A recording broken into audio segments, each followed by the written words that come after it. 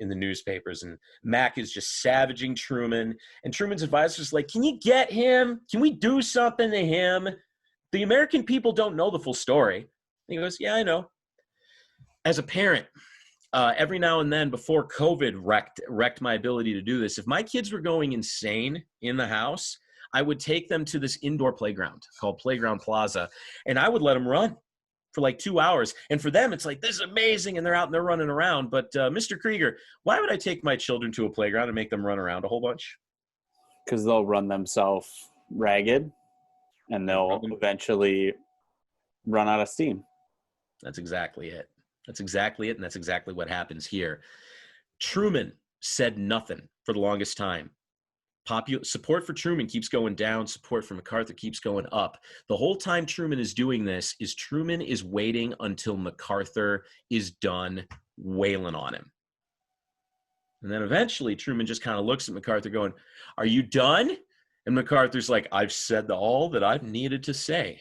And Truman goes, okay, my turn. After that big speech in front of Congress and the American people are about ready to kick Truman out of power, Truman says, there is a side of the story here that none of you know, and I'm going to tell it to you now.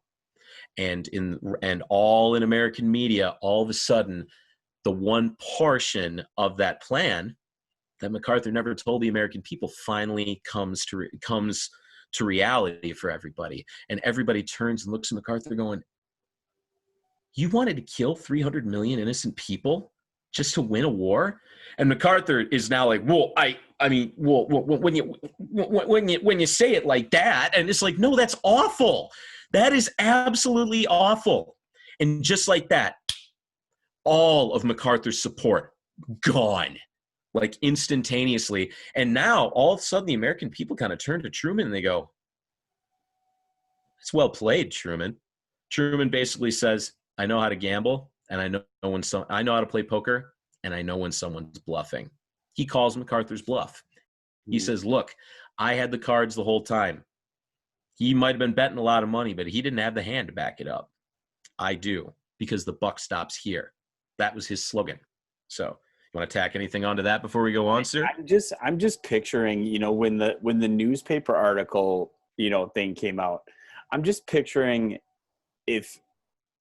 what would happen, what would have the exchanges been like, and how similar it would have been to now as to what we just went through if Twitter had been around in this time. Oh, Twitter would have been utterly and completely on fire. I mean, millions of people would have been watching MacArthur's tweets for sure.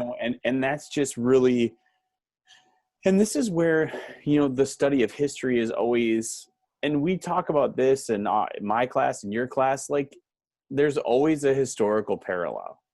Oh, yeah. There's always someone you can look back and say that there was this long thing where some politician, and at this point, MacArthur is as much a politician as he is a military leader. Absolutely. Going into Korea, they're all trying to reshape. And it happens all the time where you find a politician who's blowing smoke and just blowing smoke and blowing smoke. And eventually, like, you see that is not the case. And I'm just thinking back to the society we have now, where as soon as somebody says something on Twitter or Instagram or Facebook, people have to come right back instantaneously. Yep. And Truman, being savvy and being and I think this is a point where when we say he was an academic, he came from, I know Wilson was a university president, but I don't know exactly Truman's background. Yeah, I don't remember specifically. This would be where it'd be nice to have my dad around. My dad's a really big fan of Truman, but Truman came from, I mean, he didn't actually have a lot of political experience when he became vice president before he took over after Roosevelt's death in April of 1945. But Truman would definitely be considered different from from at least the mindset that he had versus a whole bunch of other presidents. To wait him out and trust that he knew that he was on the, this is a statement that people make all the time, that he would be on the right side of history. Absolutely. And that's the thing is one of the things that's funny is that Truman allowed his own reputation to be savaged in order to set himself up to be successful. He was playing the long game. He's not thinking about scoring the next touchdown. He's thinking about winning the game. He's not, because MacArthur played a really good first half, but Truman played a really good game overall. And so to continue on here just a little bit, the Soviet Union finally kind of goes after this back and forth fighting kind of World War I style for 2 years.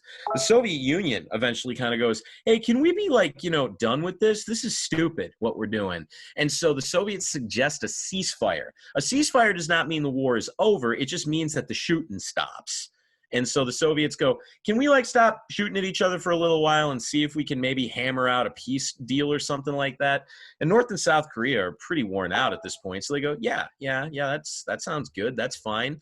And so eventually what happens is the Soviet Union tries to feel this out a little bit. It's like, all right, North Korea, what do you want? South Korea, what do you want?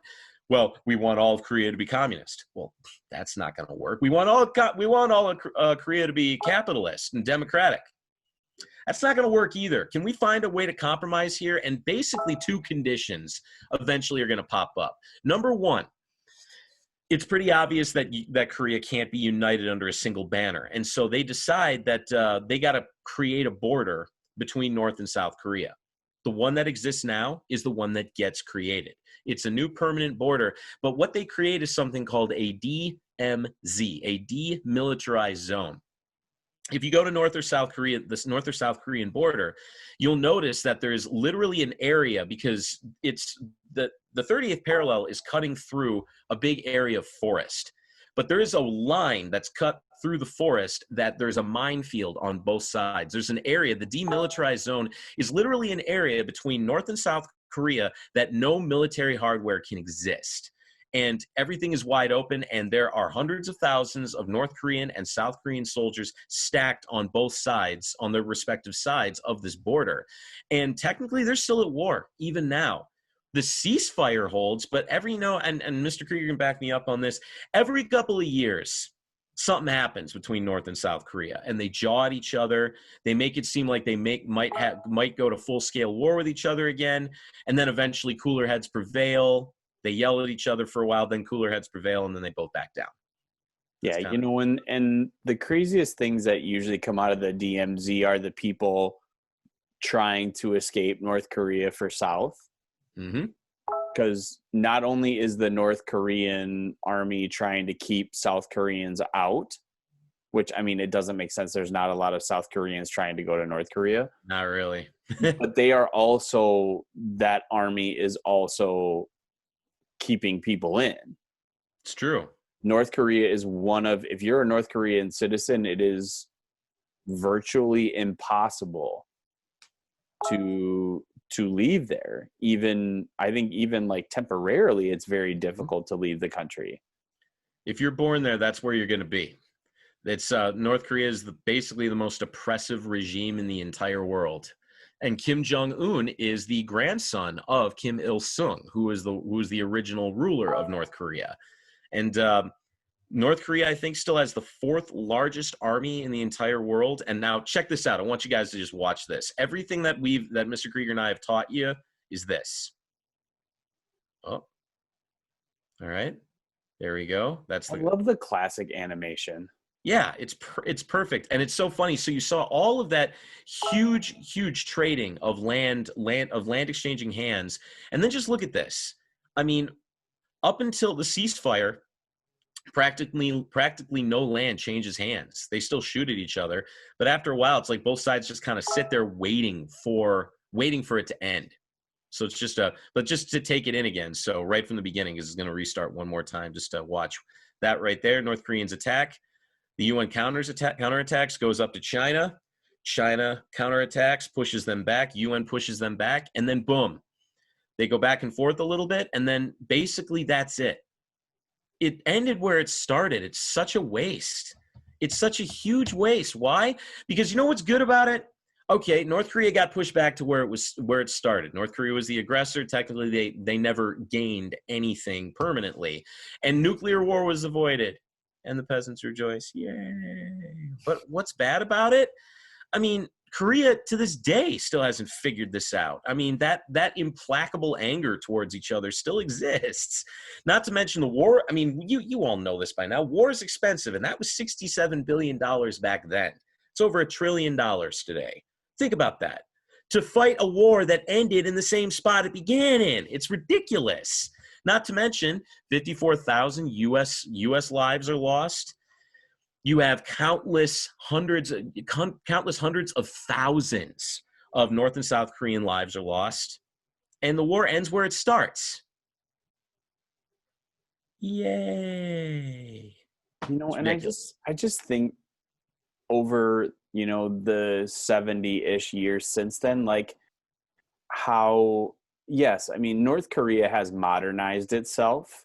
I mean, they have a lot of the technological things that they have, but I mean, South Korea is a booming country, big time, with a booming economy. They just hosted the Winter Olympics. Yeah, not that long ago in Seoul.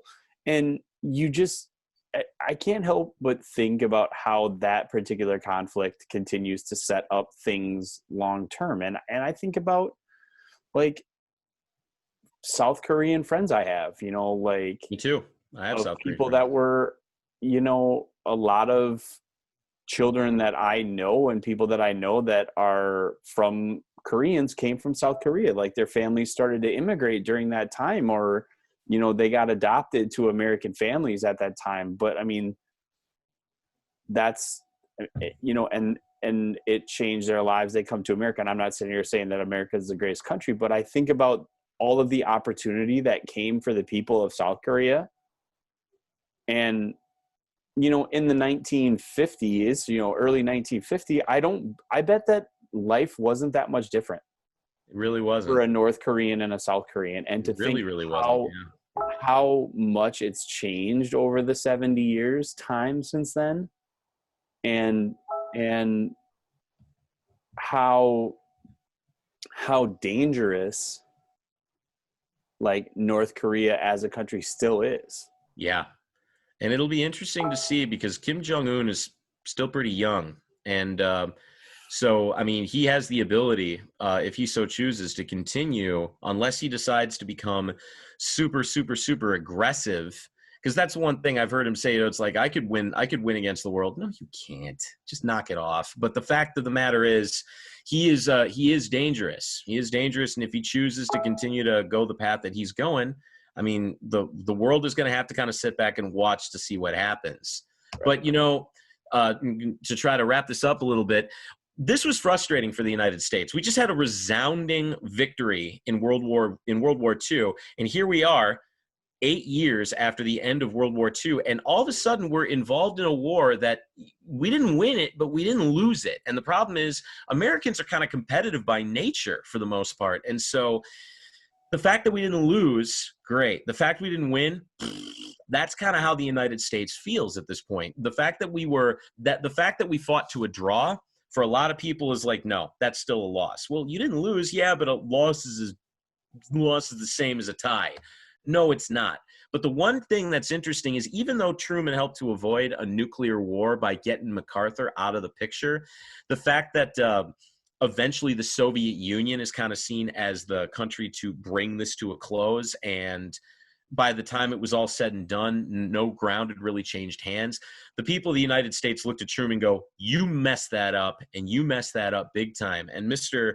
Krieger, you mentioned him before, that's how Dwight D. Eisenhower is going to come to power. Gets stomped. Yeah. He got just dump trucked. And really part of it is the humility that the man had. He could have been a politician who trampled all over MacArthur, and he could have kicked him while he was down. And that probably, like that competitive streak, he could have done that. He could have bucked up against the Soviets and forced the war to be considered an American victory, but he didn't. That's not the kind of man he was. Yeah. But the one thing about Eisenhower too is that, I mean, you got to remember that Eisenhower was the supreme Allied commander of the forces in Europe during World War II. Dude's got an incredible amount of street cred in his own right. And I Oh, mean, MacArthur could have had this spot until he completely rode himself off the rails. yeah. Eisenhower, and here's going to be the thing: Eisenhower is going to win the election, and then he's going to go on for re-election, and he is he's not going to lose his seat. He is not going to lose his seat. But the one thing about that really appealed to a lot of people about Eisenhower was the fact that Eisenhower was considered to be way tougher on communism than Truman was. Truman was starting to be considered to be soft on communism, and Eisenhower he's a former general. He's going to take the reins, and honestly, I mean, look at that right there. Communism, America's mortal enemy. Red Scare again, like the one that I'm talking about with the seventh graders right now in the 1920s. And so Eisenhower is going to take over, and it's going to be interesting because Eisenhower is seen as pretty moderate and pretty reasonable, but he's eventually going to butt heads with the Soviet leader that's going to take over after the death of Stalin, Nikita Khrushchev. And Khrushchev and Eisenhower are set to meet together to possibly have a really nice peace negotiation between the United States and the Soviet Union. And then Eisenhower is going to make a mistake that makes that whole thing come crashing to the ground. Yeah. So, and I'm excited for how much this, yeah. I want to keep going. I screwed up your cliffhanger. That's all good. But yeah, and just coming back to it too, the thing that I love about history too is thinking, what if Truman has a second term? What if Truman has a second term and he's soft on communism, but rather than the conflict coming to a boil, it continues to simmer? Yeah. Or, I mean, you could definitely go the route of what if Truman actually gave MacArthur everything that he wanted? I mean, and just thinking we may not be alive here today to talk about that. Yeah. It's crazy. And I think that's the fun part. And I think that's our job as history teachers, is to show our students that it's more than just this set of facts. Like, there is an endless number of possibilities that we could contemplate and talk about and think. And, our kids are going to be discussing the war on terror, and they're going to be discussing fake news and politics and the age of Twitter when they're in school someday. They're going to look back on our time. And I mean, that's something that maybe as a historian I think about a lot is, gosh, what are people in 50 years, what are people going to say about us? And it's interesting because, and seventh graders, I know I said this, or eighth graders, I know I said this to you as seventh graders a lot last year, when you would question the motives or the motivations of certain people to make decisions that in hindsight were seen as really, really stupid or really, really dumb or not thought through. You got to remember that whatever happens in history usually reflects the wisdom of that time.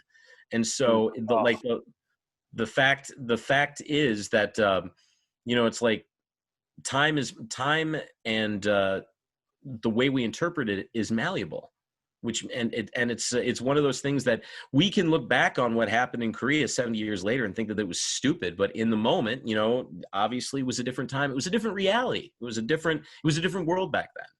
So it's not been that long ago that people thought that seatbelts were the equivalent of masks today. Yeah. That seatbelts infringed upon people's rights. And it hasn't been that long that people weren't concerned if women smoked while pregnant. Yeah. So as the judgment. Yeah. We're going to wind up down a rabbit hole and go way over our time. Well, kids, it's been great talking with Mr. Wongard. Hopefully we can continue to do this throughout the year. Absolutely. Oh, man, good talk. Eighth graders, you're wonderful people. And I'm glad I still get to see you, even if it's digitally.